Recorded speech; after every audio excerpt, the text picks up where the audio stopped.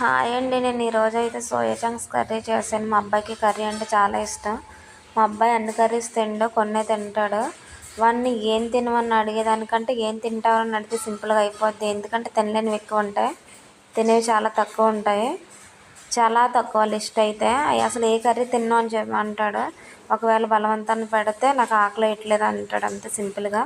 కనీసం అది కూడా సీరియస్గా చెప్పడు. దాన్ని సీరియస్గా తీసుకుందాం అంటే ఏమండు, వండేస్తాడు, పెడితే పెట్టనేస్తాడు.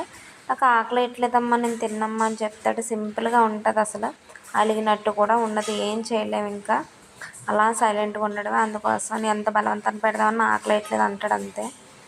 అందుకోసం వాడికి నచ్చినవి వండుతాను ఎక్కువ శాతము.